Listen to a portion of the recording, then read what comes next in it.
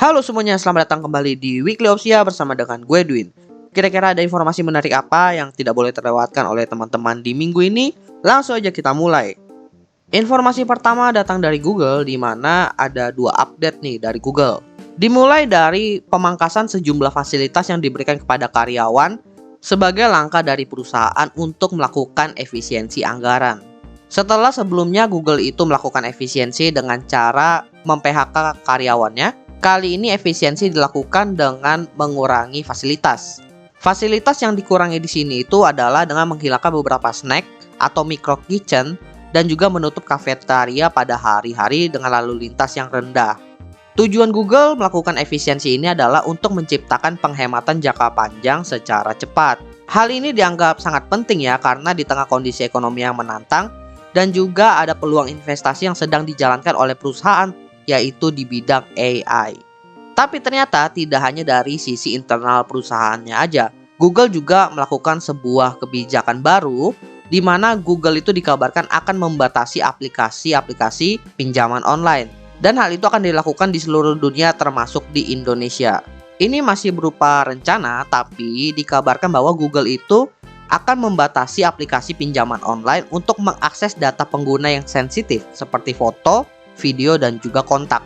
Kabarnya nanti pembatasan ini akan dilakukan pada tanggal 31 Mei 2023. Selain pembatasan akses dari data internal penggunanya, Google juga tidak mengizinkan aplikasi pinjol yang mengharuskan pembayaran penuh dalam 60 hari atau kurang dari tanggal pinjaman diberikan, atau bisa dikatakan pinjaman pribadi jangka pendek. Dan detailnya di sini ada beberapa kategori aplikasi pinjol yang nantinya dibatasi, yaitu aplikasi pinjol dengan kategori pinjaman pribadi, pinjaman gaji, pinjaman peer-to-peer, dan juga pinjaman hak milik. Selain itu, seperti KPR, kredit mobil, dan juga kredit bergulir atau kartu kredit tidak terkena pembatasan ini.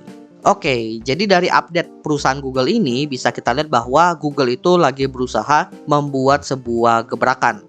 Gebrakan pertama adalah dari sisi artificial intelligence, di mana mereka itu benar-benar memfokuskan resource mereka yang ada untuk pengembangan artificial intelligence. Bahkan bukan cuma memfokuskan resource mereka ke sana, tapi mereka berusaha menambah resource dengan mengurangi fasilitas-fasilitas yang sebenarnya udah lama mereka jalankan.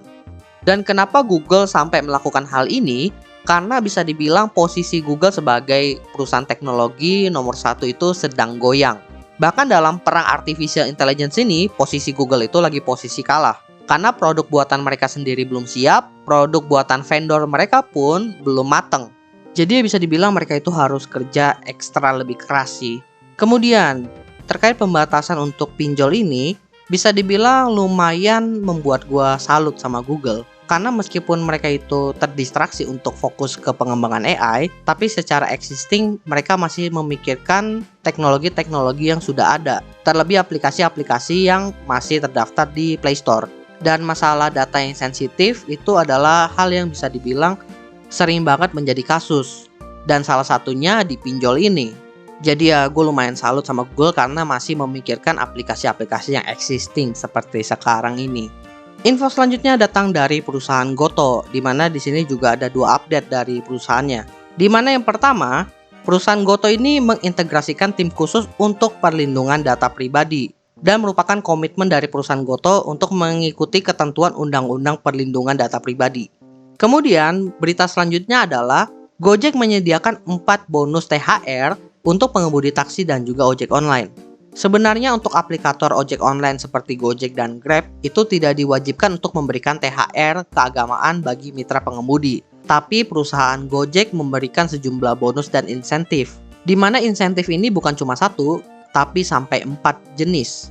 4 jenis bonus ini terdiri dari yang pertama, diskon tiket kereta api yang dibeli melalui program swadaya. Yang kedua, diskon biaya perawatan kendaraan melalui program swadaya. Yang ketiga, diskon sembako. Dan yang keempat, insentif jika mengambil order saat lebaran hari pertama dan kedua. Dari dua update ini bisa dibilang kelihatan bahwa perusahaan Goto ini berusaha untuk mengikuti regulasi yang ada, tapi tetap berusaha memanusiakan mitra mereka.